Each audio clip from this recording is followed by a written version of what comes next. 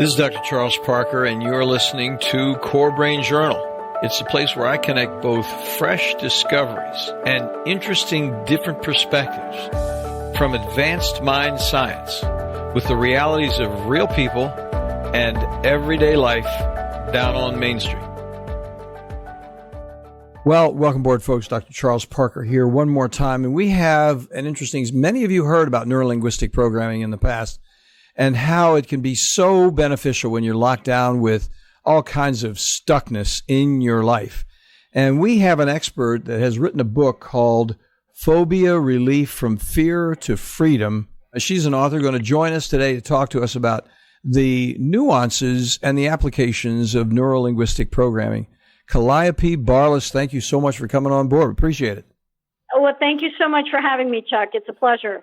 So Calliope knows offline we were having trouble getting hooked up here, but we're going to have this conversation, and I'm really, really looking forward to it because, you know, the issue for me and for many of us is, and why do we do CoreBrain Journal in the first place? The reason we do it is because why do we bring these experts in from all over the world is because we're looking for options. Instead of just throwing meds at people, instead of just doing deep psychoanalysis for 5 or 6 years, we're really looking at different ways we can actually get into the neurophysiology of brain function and biomedical function, brain and body interactions. And neurolinguistic programming is really an example of how one can do that. And I think a lot of our listeners, as educated as our audience is, may not fully appreciate what's going on with neurolinguistic programming. And just so interesting. I think it's one of these things we really need to spend some time with and get it done. So let me introduce Calliope to you. So she has been working for more than 20 years in neurolinguistic programming. She was trained under NLP founder Richard Bandler, which anybody who's been associated with NLP at all knows Richard Bandler, who wrote the foreword for Phobia Relief, which is really cool that he came in and endorsed her. Barlis is a licensed neurolinguistic programmer who operates at NLP Training School in New York City, where she maintains a private practice there in the city. She is currently the host of a podcast, Calliope Cast, which is going to be very interesting to hear one day. She's been around. She has had her own podcast. She's been working with individuals, and she's actually got a system together that we're going to hear something about today. We're going to have a relatively short meeting, unfortunately, because of the fact that we're just had the technical difficulties in getting started. But she's going to outline how neurolinguistic programming can be applied to specifics of phobia relief from fear to freedom. So tell us, if you will, before we get started, I just thought about that. This is part of my craziness with getting started today. How do we get everything done? Little word from our sponsor real quickly. CoreBrain Journal is sponsored by Great Plains Laboratory, deep international biomedical testing leaders for improved targeted mind science details. As both laboratory and webinar global thought leaders, they provide the most comprehensive set of hard data measurement tools for real biomedical answers beyond the guesswork we so often see. And they also provide multiple training webinars for both the public and medical providers on how to use that biomedical data effectively. Check out their website for references and testing details, and take note. This week, you can register for a complimentary test drawing. Yes, they're giving away a test, and it's for GPL mycotox on mold and mycotoxins. And by the way, just as an aside, when I was doing brain imaging in D.C., we had a person come in from the city who was completely toxified with black mold in the bathroom. And she was like, whatever, the 30th floor somewhere. And we were asking her, we saw what was going on with her brain. And what happens at GPL, Great Plains Laboratory, they have a specific test, GPL mycotox, which tests for mold and mycotoxins. Why not go over and take a look at it? And that's at greatplainslaboratory.com, CBJ. That's for CoreBrain Journal, CBJ. Why not run over there right now? So let's go ahead and find out how Calliope got started in neurolinguistic programming. Well, Chuck, it started a couple of decades ago when I first started playing golf professionally. And it's a game that I didn't grow up with, but I met a man named Chuck Hogan, who at the time was a maverick in teaching people how to golf better, but using neurolinguistic programming to do so. He didn't teach much about skills or mechanics. And when I realized golf wasn't my calling, but I'll tell you what, I became a pro in just 2 years. Is that right? Yeah, because he was teaching actually aim for the hole, so you get the ball into the hole in the least amount of strokes, whereby everybody else was saying shoot for around the hole because you're not going to get it in anyway, right? So he taught everyone to aim your brain, see it land on the green, and watch it roll in. And within the first 6 months, I had about 6 holes in one. And basically, I decided there's a lot more to life than chasing around a white ball on a golf course. So I started using the same techniques to guide people into having a better life. Isn't that interesting? That's so interesting. I mean, I am not a golfer. I'll tell you that right now, Clappy, but I remember the name. You hear on the news, you had the sense of this guy being a serious expert, but I had no idea he was into NLP and how he made that happen. So really, let's tell us a little bit about how he used NLP with you to take you from shooting around the hole. Yes, part of it is you were shooting at the hole, but what else did he do to make that happen for you? Well, he guided me through what most people would call visualizations. He'd say, you need to have a very clear, vivid, colorful picture, moving pictures of the ball being strike through the center of the club face, flying as best as you wanted to, and landing to a specific place. But aside from actually seeing it, he said there's a very distinct sound when the sweet spot of the club face strikes through the sweet spot of the ball. And then feeling the lightness of that, which is, I think, what most golfers strive for. There's like a sense of freedom when you have a centeredness of hit right against that ball. And especially when you land it exactly where you wanted to, it's quite euphoric. So what Chuck taught us is to have a full sensory experience of what it is that you want to have happen on the golf course before it even happened. And by aiming your brain in that way, because let's face it, the brain works similar to a GPS. When you put in an address in a GPS, it knows where to go. If you put in somewhere, who knows where you'll end up, right? And so the brain works the same way. The more vivid, the more colorful pictures you have in your mind of where it is that you want to be, your brain will search and sort for it to happen. Even though you don't know exactly yet what to do specifically, as long as you set the destination, it will do its best to make it happen.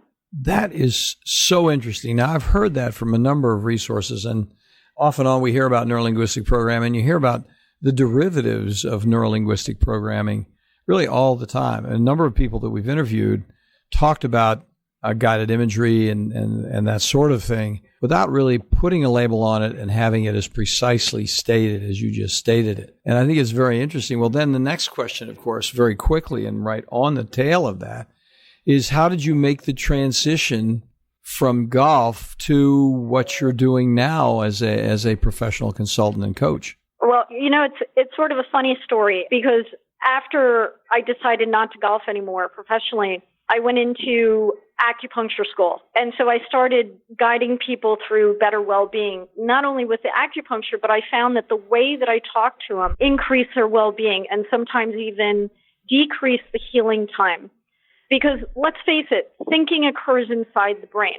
If you take the brain out, no one can think. But you can take off a toe, but people can still think.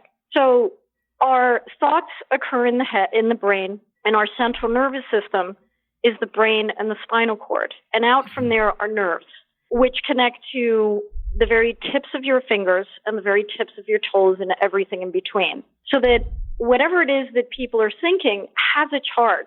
If it's a sad thought, it will have a different charge from a very happy thought. And so thinking truly influences how people feel. And it can really influence their state of being. Really, back in the 50s, they determined that stress did have an impact on health. Well, I wonder what would happen if they actually measured what happiness has on the health and what sort of impact it has. And I can't help but think that it truly does promote well-being overall. So then you got onto the translation between the mental into the psychological, emotional, and physical, away from the golf club striking the ball and that sound. I can imagine what a great trip it would have been to realize you had a hole-in-one. That must have been unbelievable.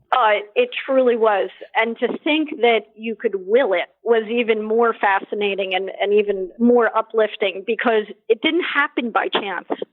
It was something that was controlled and thereby influencing my outcome, getting what it is that I wanted. And truly, I realized that, okay, if you can do this with a little ball, you can certainly do it in so many areas of your life. Well, you know, the idea of applying your mind to what you do in an odd way seems just woo-woo. Just sounds weird to actually think that you can come in from a mental, if you will, power point of view and reframe what you're doing in a corrective way so that the individual is able to achieve the goal in some realistic fashion. So then, how did you then start practicing it? Then you took the time with Dr. Bandler. Were you working with him at the time when you were golfing? I was not. However, I've been apprenticing with him for the past decade, and we're actually in the process of writing a book about overcoming bad memories, similar to the skills that I wrote about in Phobia Relief from Fear to Freedom. And that's basically a skill set that was totally his, based on my observation of his work, which I have studied and still study, with fine-tuning it as best as I can and learning it in such detail as I did acupuncture points, because it is quite profound work, and to get it right is truly a great gift that anyone can receive. Because let's put it this way, when I was making great big pictures of landing my target on the golf course, most of the time when people have a fear or a bad memory, oftentimes it's a great big picture inside their mind, which makes it overwhelming. There's a synesthesia that takes place between the size of the picture and how much you feel from it. So basically what I do with people is shrink down those bad memories and irrational fears. And once they're shrunk and blink at black and white, it loses the pattern that it would normally have run, so that we can build in pictures of other more beautiful things like the life that they want instead. That has an interesting parallel to some other people we've interviewed, which I know you'd be interested in. The Accelerated Resolution Therapy Group, ART group for PTSD and the war. I don't know if you're familiar with them or not, but it's a very interesting group, and they're using some of the same principle in accelerated resolution therapy, where they take a trauma and bring it into shape and actually replace the trauma with something else. And I can appreciate the value of something like that, because anytime you do take something away, you definitely want to put something better in its place that's more valuable, so that the change remains progressive. Well, let's do this. Let's take a quick break right here. We've hardly got into a conversation, and I appreciate the fact that we're deeply into something, but just watching the time because we got a late start, we're going to take a quick break right now. But here's a question I want to ask you, and I really want to have time to amplify on it when we get back. That's the reason I want to take the break right now. But I think it's really going to be interesting to me and to our audience to give us a couple of examples of what a person that came into you troubled, and then what you did with it, that person, and how they reframed their lives, and then how they came out of it. Because what we're really appreciating from the individuals we talk to here is the insights down on a street level. Here's the theory. Here's how it works. Of course, we didn't get into brain science too much, but the bottom line is, how does it really work on the street level? What kind of experience do people have when they experience NLP and in relationship to phobia relief? So we're going to take a break right now, and we'll be back in just a moment with the answers to that question. Today, the world of mind science, psychiatry, and mental health is rapidly changing with innovative, comprehensive testing that takes both patients and practitioners into a new world of measured details with useful, understandable, and remarkably actionable plans. The key phrase here is cost-effective. Testing also introduces a key parallel word, predictability. Psychiatric treatment failure, especially after multiple medications and or brief hospitalizations, arises directly from the complexity of measurable brain-body imbalances and impediments that explicitly interfere with medical outcomes and create costly difficulties with inadequately informed supplement and medication trials over time. Great Plains provides a leadership team of biomedical experts with advanced laboratory insights, approved nationally both by the FDA and CLIA laboratory certifications, and is available internationally for both public and medical professions. Great Plains Laboratory is the primary laboratory we've used at CoreSight for years, with excellent customer service for both patients and medical colleagues. They are on the spot. They get it every time. In addition, they provide exemplary training modules, which are webinars and conferences, in an effort to broaden practice perspectives wherever you live. Do follow up on one of these complimentary test offers today at http://greatplainslaboratory.com/CBJ. Yeah, that's CoreBrain Journal CBJ. Well, Calliope, thanks for your patience for this whole thing. It's funny, audience. You guys will get how discombobulated it was because I'm so discombobulated. Calliope's been smooth as a button through this whole thing. She's right on it. We were back and forth with how we were going to connect. We were going to connect through Zoom. We wound up connecting through Skype just because we couldn't get the Zoom thing working. So we're jumping around here a little bit. But I think her level of self-management in this whole situation is exemplary. And, it's easy to appreciate what she's done and how she's grown from her own experience. So the question that I wanted to ask that I think so many people would be interested in is, and the application. So, and if you could give us a couple of examples. The phrase neuro-linguistic programming seems so arcane and so mysterious. But how does it actually work with a client that comes in the office? And can you give us one or two examples of people you've worked with so our listeners can get an idea what it's all about? Absolutely. So I have to state what Dr. Richard Bandler says so frequently, which is when you change how you think, it changes how you feel, which then changes how you do things. And when someone comes in to see me and has a bad memory or a phobia, when I have them shrink it down and basically turn it black and white very quickly, it changes the charge inside the brain, the neural pathway. And so what this does is then give them the opportunity to build in better pictures of the life that they want instead. And when they do that, the kind of results they get are really, once they wipe out an irrational fear or a bad memory, suddenly they have space to see what they want their future to be like. And they become better parents, have a better temper with their kids, become a more intimate spouse, even have a better time communicating at work so that they can be more motivated, more successful, and make more money in overall. So this level of changing the structure of your thought has so many different effects in all aspects of life, truly, so that parents can start vacationing with their kids where for years they couldn't leave their house, that they could actually do some public speaking at work so that they wouldn't have to change their jobs every time they were given the challenge to do public speaking in a meeting, or even just be a better person who's more fun to be around, happier, so that people want to be around them.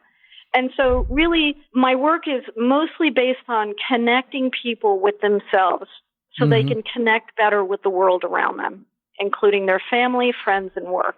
See, I think that's an interesting perspective because so many of the people we've talked to, just for your own information, Calliope, with dealing with trauma. And trauma is obviously, from what you said, a very useful application for neurolinguistic programming and that tool, because trauma can then, of course, make you phobic.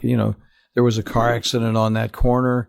You were in the car accident. It'd be anxiety provoking to go to that corner again. We all know about PTSD and stress disorders following trauma. But I think you were just saying something that was really quite interesting, and that is a somewhat more utilitarian. A person doesn't have to really say, I've been traumatized, to come in and envision what the blockage is. So the blockages could be there, even if you've had a relatively untroubled life. No one has an ordinary life. Everybody's life is really special. But in a relatively uncomplicated life, if somebody's in some way developmentally arrested, then what you're saying is there's an application, even with that person, to reconfigure in some way who they are and find out what the blockage is and then re-envision the whole process. That's right. My grandmother used to say a person is born the way they are. Well, I have to disagree with her, because the truth is that you can change who you are by how you think and what you do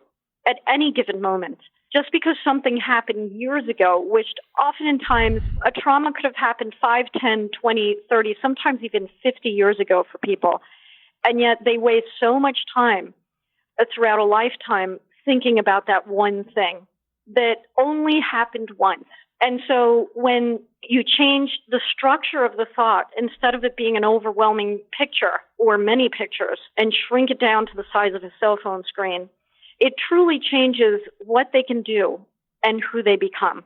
So give us an example of how you do that in the clinical experience. What the person comes in, give us an example of someone with a chief complaint, and then what the process actually is for resolving, addressing that chief complaint.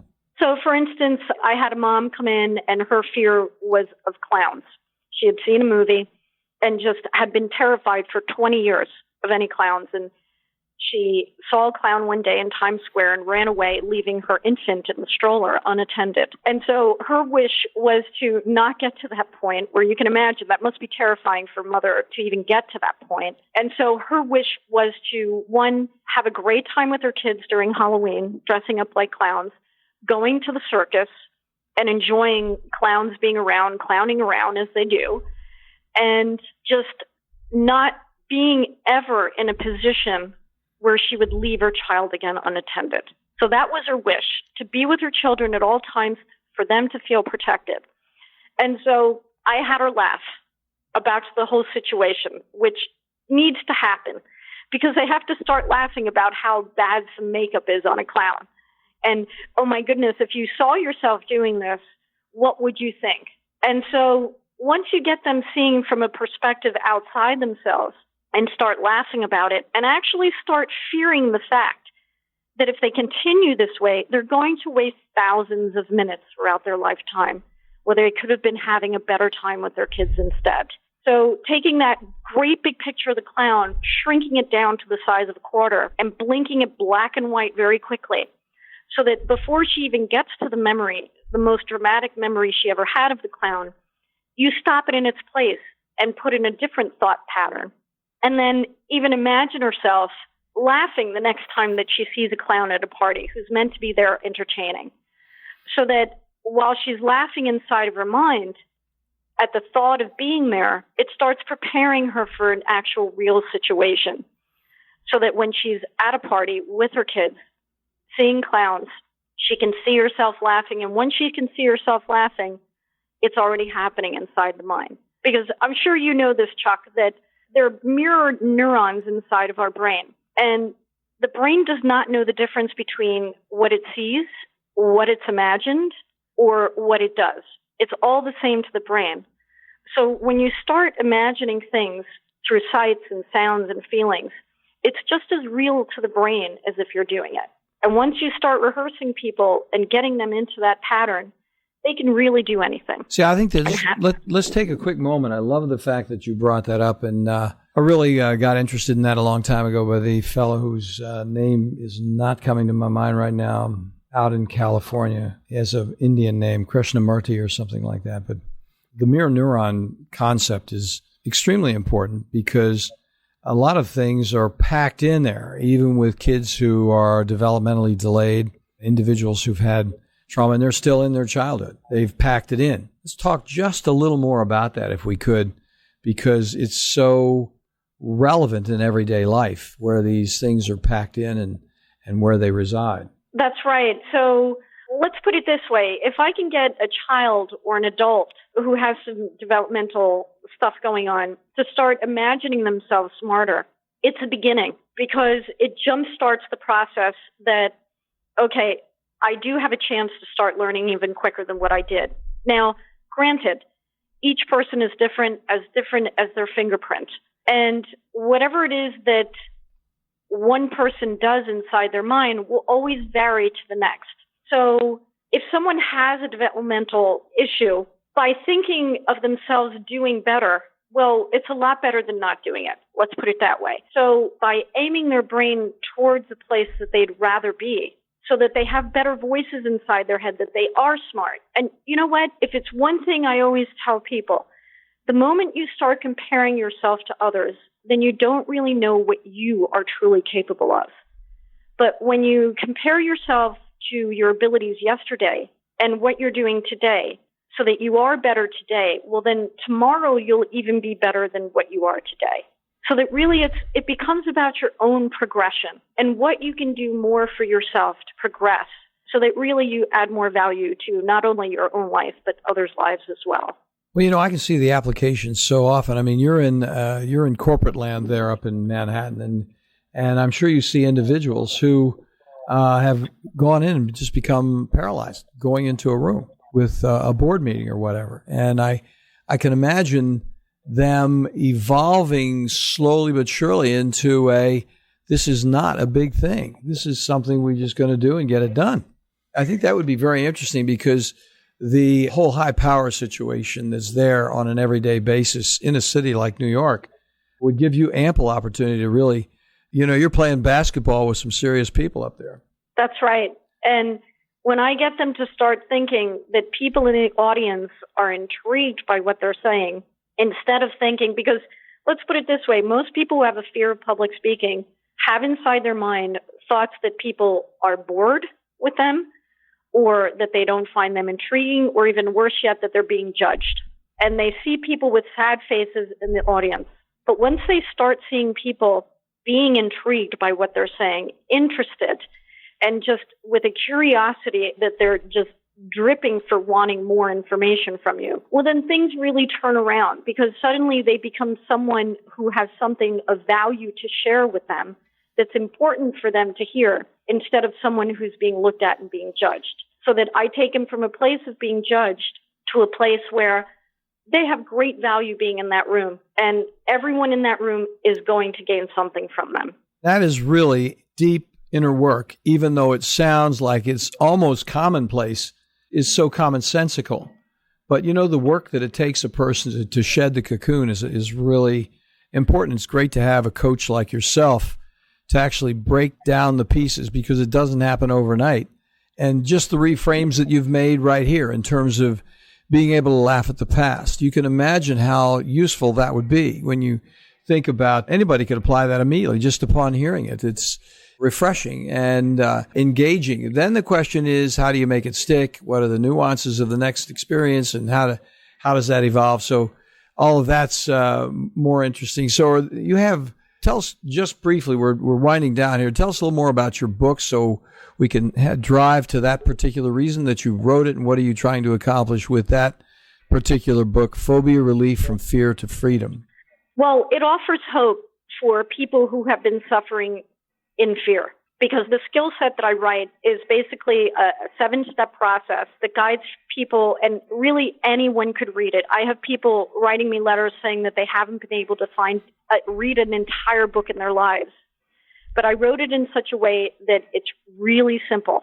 And those people who couldn't finish a book have finished it within a week because I wanted the material, the skills to be accessible to everyone, regardless of education, regardless of the amount of money they have in their lives, so that they could have it in the palm of their hands at any time. And so basically, back to what you were saying before about this is something that may take years. Well, the truth is that I created neurological change, a physiological change, not a psychological one, because I changed the structure of the thought, which changes stuff that's going inside the brain. So when people have these skills in their hands by just reading a book or even coming to see me as a private client, or I actually do trainings where I license people in neuro-linguistic programming, was just awarded master trainer by the society. Well, congratulations. Well, thank you so much. Yeah, that's something that can't be bought. It's absolutely earned. Yeah. So I'm very proud of that.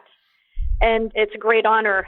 And basically, my life's work is getting these skills out there, and I'm looking forward to the next book coming out with Richard, who's co-writing it. We're co-writing it together based on overcoming bad memories, and hope to get these skills out there as best as I can. With Dr. Richard Bandler, of all people. I mean, it's amazing. It's really different life for you, that's for sure. Yeah, that's right. Absolutely. You put it together. Yeah. Before we go, let's drop the word on where your website is. We're going to have the book available on the show notes, folks. If you lost it, it's going to be sitting right there. We'll have a link to Amazon. We'll have a global Amazon link there. And just in closing, please, if you will, Calliope, Barlis, please tell us the website, where your website is. Sure.